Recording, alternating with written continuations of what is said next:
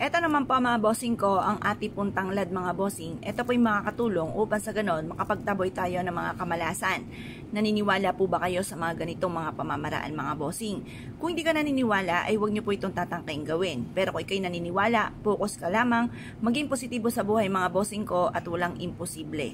Lalo-lalo na kung ang inyo pong mga ninanais ay may kaugnayan sa pera, kailangan sipag at syaga, double time sa pagkayod at diskarte at ganoon din po mga bossing ko, huwag kang makakalimot magdasal.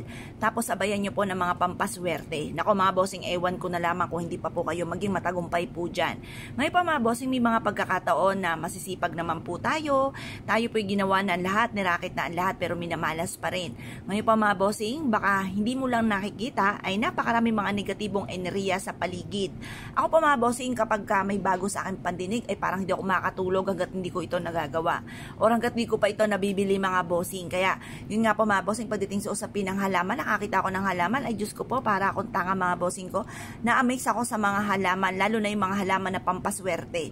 Ngayon po mga bossing, subukan nyo po itong gawin mga bossing. Masasabi ko lamang, kahit anong araw nyo po ito gawin, basta't ikaw po ay nasa mood kayo na gumawa.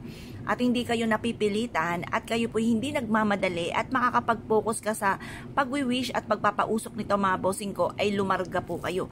Pero kung ikaw ay nagmamadali at talagang hindi na nakakapag-focus, masabi na lamang nakagawa ka, ay huwag ka munang gagawa. Dahil baka kayo mainis po dito, dahil kawi-kaan po ninyo, bakit kayo hindi malang tumalab? Kaya, kumbagay, nasa proseso po yan mga bossing. Ako po mga bossing, na napasin ko po, pag ako'y nagdadasal sa mahal na Panginoon, sa mahal na Birhen, mahal na Santo Niño, sa lahat ng mga santo mga bossing ko, dahil ako'y paladasal din po tuwing umagay, lagi ako nakaharap sa may silangan at nakaharap sa may altar po namin, ay pag po ako'y nagdadasal ng parang basta-basta laang, hindi po natutupad ang aking kahilingan.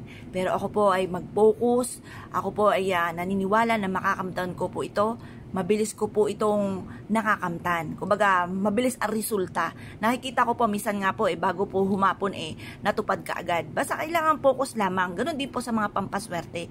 Kailangan focus ka lamang at maging positibo. Maniwala ka na makakamtan nyo po yan.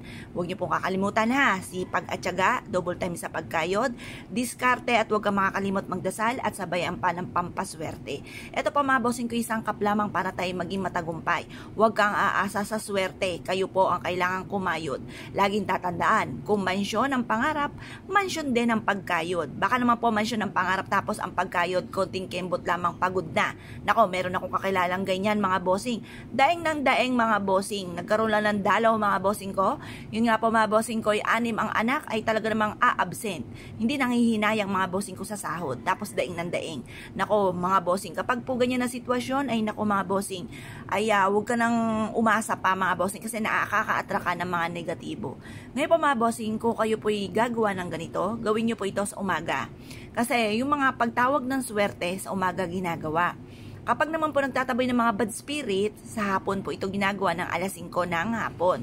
Ngayon pa mga bossing, dahil tayo magtatawag ng swerte, sa umaga natin ito gagawin ng mga bandang 6:30 or kaya po alas 7, matatapos ang paggawa natin ng mga pampaswerte hanggang alas 8 lamang mga bossing.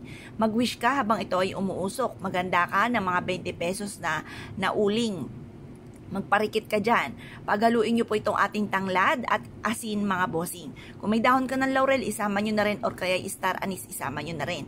Dahil yan po ay isa sa mga proven at napakabisang pang-attract ng swerte, pantaboy ng kamalasan. Kung ikaw ay naniniwala at nais po itong gawin, ay siya mga bossing, focus ka lamang, be positive, think positive, at good luck po sa inyo po lahat.